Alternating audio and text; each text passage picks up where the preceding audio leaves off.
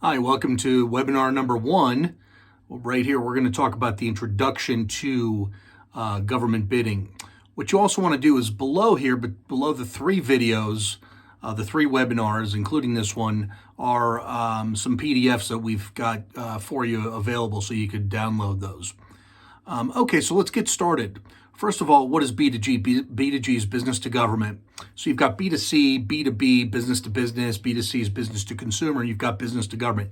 You have an entire market of government that buys, procures product and services from small business just like yours.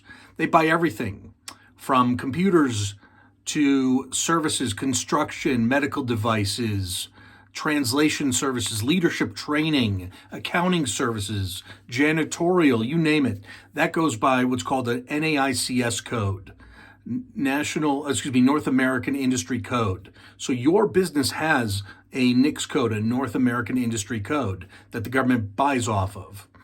Now, the government also is split up. The way we do things here at Govbidpro is one side is federal, and then there's called SLED, state, local, and education. The feds obviously have a $1.5 trillion budget. That's a trillion with a T. Let's talk about SLED real quick.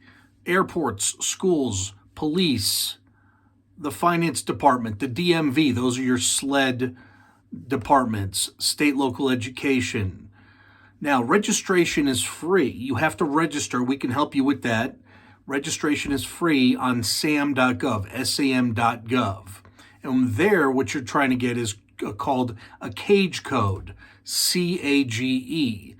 CAGE code stands for Commercial and Government Entity Code.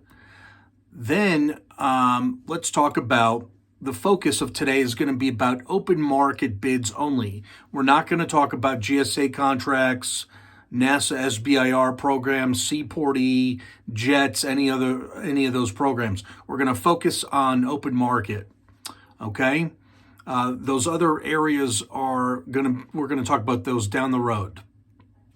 Let's talk about a couple of the bullet points on bids themselves.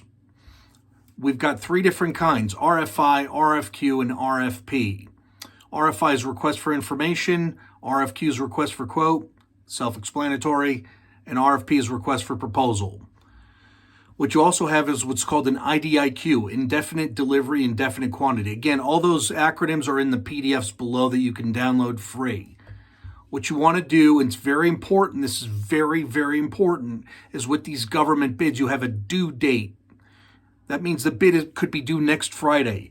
You have to submit by next Friday, and there'll be submission requirements.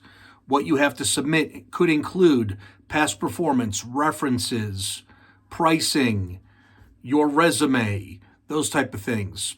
Now let's talk about set-asides. You could be a woman-owned business. You could be a veteran-owned business, 8A, Hub Zone. Those are set-asides that you can get certified by the SBA, Small Business Administration, and if you've got any more questions about that, let us know. The SBA will certify you to be one of those set-asides or a multiple of a combination.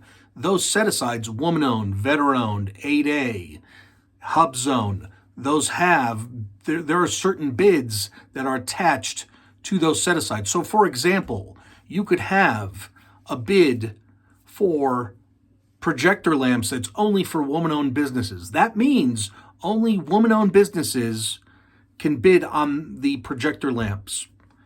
We talked about the NAICS codes. You have to put the NAICS codes into your registration.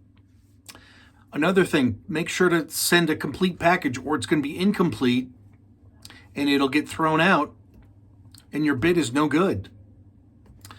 One thing that we're going to talk about in the next section, in the next webinar, that's going to be to your my right, to your right on the screen, is the government loves to modify and they love to cancel certain bids and then put them back in. So you've got to factor that in.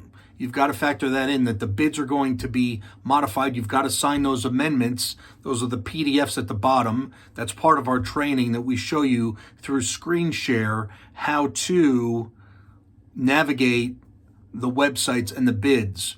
Is the PDFs at the bottom from the government Some of those are amendments that you have to sign and submit with your submission requirements to submit your quote, to submit your proposal. We'll see you at the next webinar, webinar number 2. It's going to be to the right here on this, and the PDFs are at the bottom. Thanks very much.